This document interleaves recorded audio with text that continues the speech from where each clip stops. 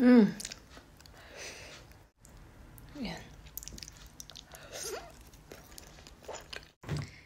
Hello, kagagaling ko lang ng work. Yan, kauwi ko lang. Tapos dumaan ako ng 7-Eleven. Dahil Wednesday ngayon mag-isa ako, bumili ako ng pagkain ko sa 7-Eleven. Ito yung dinner ko ngayon. Ano to? Bumili ako ng ganito. Napaka-cute. Yan. Taiyaki. So, mukhang masarap siya. So, bumili tayo. Napaka-cute. Bumili din tayo ng bread. Tapos yung dinner ko ngayon is yan, ito. Ito siya. Yan yung dinner natin. So, pinaano ko na to, pinainit ko na to sa convenience store. So, kain tayo. So, yan siya. Buksan natin. Kain tayo. Mapapaga yung kain natin ngayon. Alas 5 pa lang. Pero kain na tayo. Ang bilis ng dumili mo.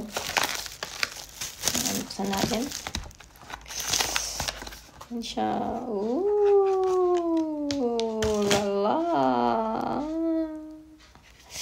Kain tayo. Itadakimasu. May kasama na rin siyang chopsticks. Ayan. Kain tayo. Itadakimasu. Thank you, Lord.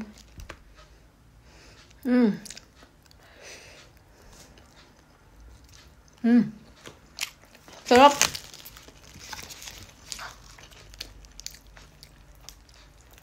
Tikman natin to.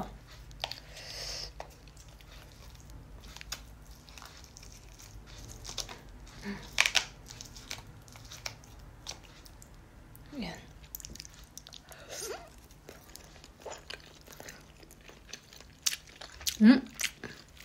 Oishi.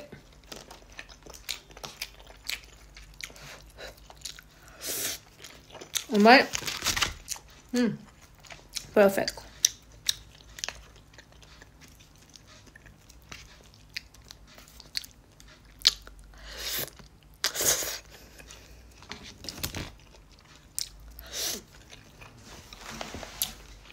Mom.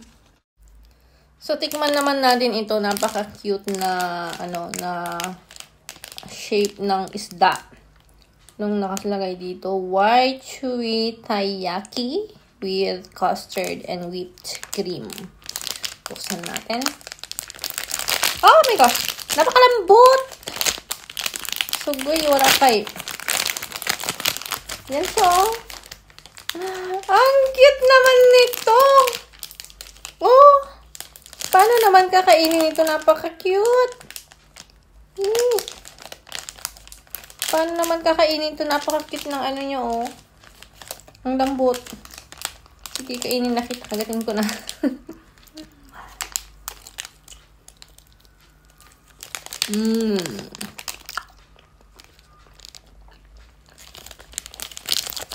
Oishi.